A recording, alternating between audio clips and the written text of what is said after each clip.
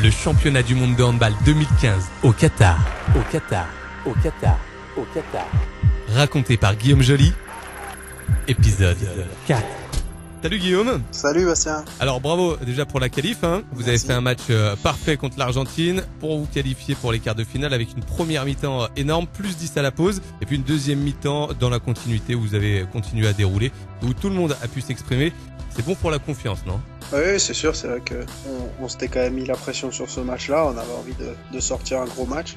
Et voilà, les titulaires ont bien commencé le boulot, on était très solide en défense avec Petit derrière qui faisait les arrêts. Et puis c'est vrai qu'en deuxième mi-temps on a pu faire tourner, faire souffler certains. D'autres qui ont pu marquer, je pense que tout le monde a marqué hier soir, donc c'est vrai que c'est important pour la confiance. Et voilà, tout le monde est dedans. Et voilà, après l'entraînement de ce soir, on a hâte d'être à demain pour disputer ce quart de finale. Alors justement, en quart de finale, vous retrouverez la Slovénie, une équipe qui faut prendre très au sérieux, un quatrième du dernier championnat du monde en Espagne.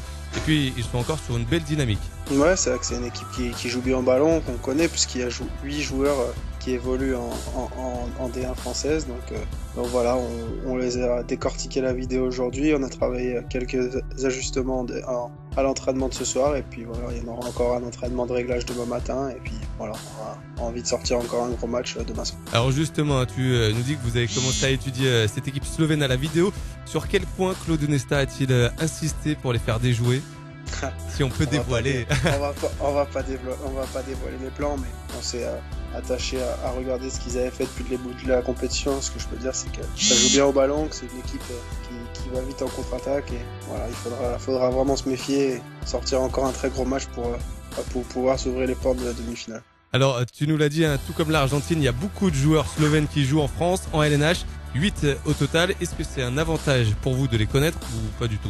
Ouais, ils nous connaissent aussi bien qu'on les connaît, donc je parlerai pas davantage, mais en tout cas voilà, on connaît les forces en présence. Ce sera à nous de sortir un match d'un très bon niveau pour pouvoir se défaire de cet adversaire. Alors on va maintenant se projeter un petit peu sur l'autre quart de finale qui oppose le Danemark à l'Espagne. Un gros choc. À ton avis, qui est favori, qui peut l'emporter dans ce choc entre le Danemark et l'Espagne ? Ces deux grosses équipes, je pense que c'est la dernière finale du championnat du monde il y a 2 ans.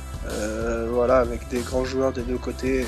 Ce sera un duel très serré qui va jouer à des petits détails et sur la forme d'un gardien ou de certains joueurs cadres des équipes. Et justement, est-ce que tu as une préférence entre le Danemark ou l'Espagne ? Non, pour l'instant, on va déjà essayer de se qualifier nous, de faire notre match, et puis on aura le temps par la suite, si jamais ça se passait bien demain soir, de penser au reste. De voir sur qui on tombe. On va pas mettre la charrue avant les bœufs. Exactement. Bon, ça marche. Et bonne soirée, reposez-vous bien.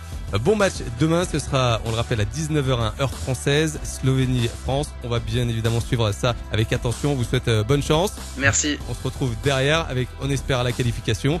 Et puis on continuera comme ça à parler de ce mondial au Qatar. Bon match demain et puis bonne soirée Guillaume. Merci, bonne soirée.